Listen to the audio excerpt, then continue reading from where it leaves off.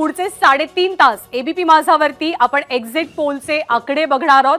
महाराष्ट्राचे आकडे अगदी काही मिनिटात आपल्या समोर असतील। प्रचंड उत्सुकता महाराष्ट्राच्या आकड्याबद्दलची। आता मगाशी इथे आपलं सगळं महिलांचं पॅनल आहे, त्यामुळे महिला सुरक्षा मणिपूरचा मुद्दा निघाला आणि त्यामुळे अर्थातच ईशान्य भारताची निवडणूक मणिपूरमध्ये काय होते, जागा जरी कमी असली तरी कधी कधी पडसाद उमटलेले पाहायला मिळतात त्या सगळ्या भागामध्ये। त्यामुळे ईशान्य भारतात नेमकं काय होणार त्याची आकडेवारी काय सांगते एक्झिट पोल आपण आसामचा पाहतोय।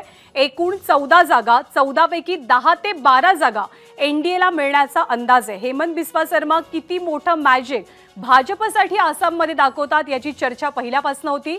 इंडिया आघाडी अंदाजे 2 ते 4 जागांवरती विजयी होऊ शकते। एक्झिट पोलच्या आकडेवारीनुसार आसाममध्ये 14 पैकी 10 ते 12 जागांवरती एनडीए तर इंडिया आघाडी 2 ते 4 जागा असा आसामचा एक्झिट पोल आहे। आणि उर्वरित राज्य म्हणजे ईशान्येकडची वेगवेगळी राज्य याचा सुद्धा एक्झिट पोल आपण पाहतोय। ईशान्य भारतात एकूण जागा आहेत सगळ्या मिळून ईशान्य भारतातल्या जागा 11 आहेत, ज्यामध्ये भाजप साधारणतः एनडीए साधारणतः 6 ते 9 जागांवरती विजयी होण्याचा अंदाज एक्झिट पोलचा आहे। आणि इंडिया आघाडी 1 ते 3 जागा, इतर 1 ते 2 जागा। ज्या मणिपूर बद्दल ज्या ईशान्य भारतामधल्या अनरेस्ट बद्दल आपण बोलत होतो त्याचे आकडे तुमच्या प्रत्येकीची एक छोटी छोटी कमेंट। किशोरीताईंचं स्वागत करते मी सगळ्यात आधी आणि एक छोटी छोटी कमेंट ईशान्य भारताच्या आकड्यांवरती। मनीषाताई, नाही, ईशान्य भारतामध्ये बघा की राष्ट्रीय स्वयंसेवक संघाने पहिल्यापासून खूप काम केलेलं आहे। मणिपूरची एक आयसोलेटेड घटना आहे, ती अत्यंत दुर्दैवी आहे। आपण त्याच्यावर किती चर्चा केली तरी ते जखम पुन्हा पुन्हा उघडून काढल्यासारखं आहे आणि त्याच्याने तुम्ही मतं मागू शकत नाही किंवा मतं देऊ नका असं म्हणू शकत नाही। मुळात म्हणजे आत्तापर्यंत या देशातल्या महिलांना काय मिळालंय हे आपण पाहिलं। आता इंडिया आघाडी म्हणतात 1 लाख रुपये आम्ही देणार। अहो, तुमचं सरकार 50-60 वर्ष होतं तेव्हा तुम्ही 5 रुपये कधी महिलांना मदत केली नाही, तुम्ही महिलांचं नुकसानच केलं। रिक्वेस्ट आहे कारण महाराष्ट्राच्या आकड्यांची आपल्या सगळ्यांना उत्सुकता आहे, पटापट पुढे जायचं आपल्याला, त्यामुळे अगदी थोडक्यात प्रत्येकाची कमेंट। मी तुम्हाला थोडंसं थांबवून विद्याताईंकडे जाते। विद्याताई, ईशान्य भारताचे आकडे नाही, ईशान्य भारताचे आकडे तुम्ही दाखवताय पण मला असं वाटत नाही की त्याच्यापेक्षा जास्तीच इंडिया आघाडीला मिळतील। आणि हे आता आकडे दाखवतायत याच्यामध्ये म्हणजे प्रत्यक्षात हेच असतील असं म्हणू शकत नाही आपण, त्यामुळे त्याच्यापेक्षा जास्ती इंडिया आघाडीला निश्चित असते। रुपालीताई, मुळामध्ये हे आकडे तुम्ही जे दाखवतायत हा तुमचा सर्वे तुम्ही जेव्हापासून निवडणूक सुरू म्हणजे मतदान पार पडलं तेव्हापासून आहे। मग विचार करा की हे आकडे काय येत आहेत। जर महिलांवर अत्याचार झालेत, महिलांना काहीच नाही मिळालं, तर महिला एवढ्या कमी आहेत का की नाही तरी आम्ही मोदींना देऊ म्हणून? कुठेतरी ती घटना घडली त्याचा निषेध तर आहे, परंतु त्याच्यामध्ये सरकारने अतिसंवेदनशीलपणे ते प्रकरण हाताळलेलं आहे, त्याचाही इफेक्ट म्हणून ते महिला मतदान ते करू शकतात। हाताळलेलं नाही। रुपालीताईंना मी पुन्हा आठवण करून देईल की त्या सारखं सारखं जे म्हणतायत की मग महिला का नाही बोलत, महिला बोलतील। आणि मला असं वाटतं आता एक्झिट पोलच्या आकडेवारीमध्ये सुद्धा महिलांचं मतदान किंचित जास्तीच आहे पुरुषांपेक्षा, त्यामुळे महिलांच्या मतदानामध्ये ते दिसलं पाहिजे ना आपल्याला। परवा दिसेल ना कोणती घटना सरकार नाही घडवत, कुठे काही जे विकृत लोक आहेत ज्यांचे विकृत विचार आहेत त्यातून घडते, सरकार त्याच्यावर संवेदनशीलपणे फक्त हाताळणी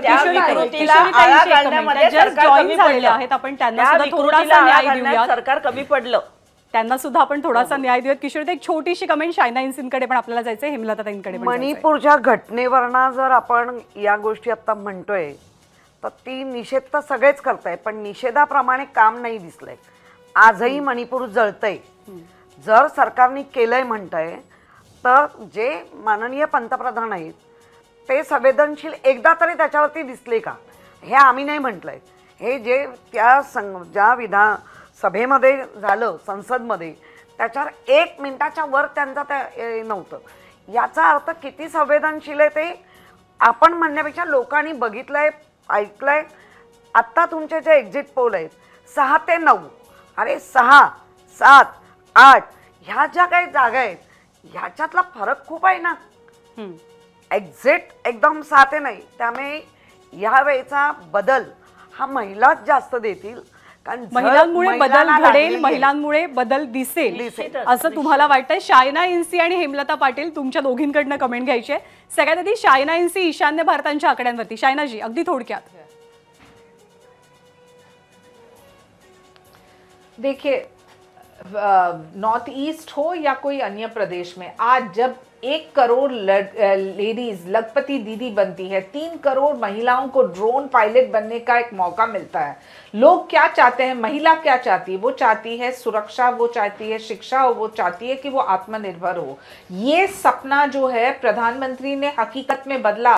जब ट्रिपल तलाक पारित होता है तो मुस्लिम महिला जो यूपी में रहती है उनको सम्मान मिलता है। जब नारी शक्ति वंदन पारित होता है तो देश भर में एक आशा और एक ऊर्जा मिलती है हम महिलाओं को। और ये हकीकत है कि जो आप अपने महिलाओं को शिक्षा, सुरक्षा, आत्मनिर्भर करने का एक मौका दे तो ये वोट बैंक जो है वो 50% है। तो नॉर्थ ईस्ट में हो या कहीं और में, भारतीय जनता पार्टी इस दृष्टि से जीत के आ रही है क्योंकि ये सब महिला प्रधानमंत्री के साथ खड़े हैं और एकजुट खड़े हैं। महिलांचा प्रभाव दिसला या मतदानामध्ये आणि ते सर्वजण पंतप्रधानांसोबत असल्यामुळे हे आकडे असल्याचं आपलं मत आहे। हेमलताताई, अगदी छोटीशी कमेंट, आपल्याला ब्रेकही घ्यायचा आहे, अगदी छोटीशी कमेंट।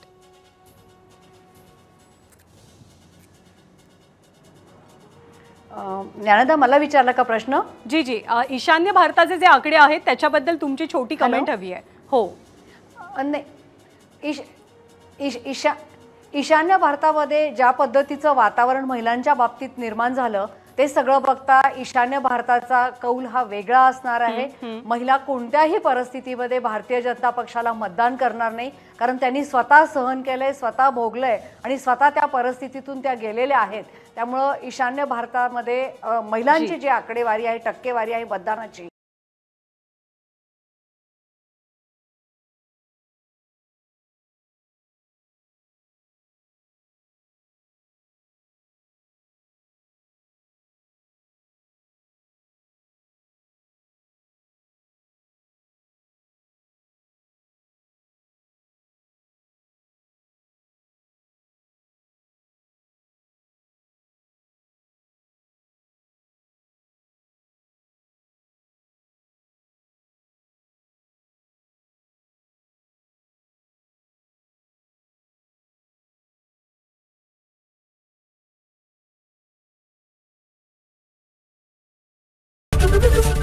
एबीपी माझा, उघडा डोळे बघा नीट।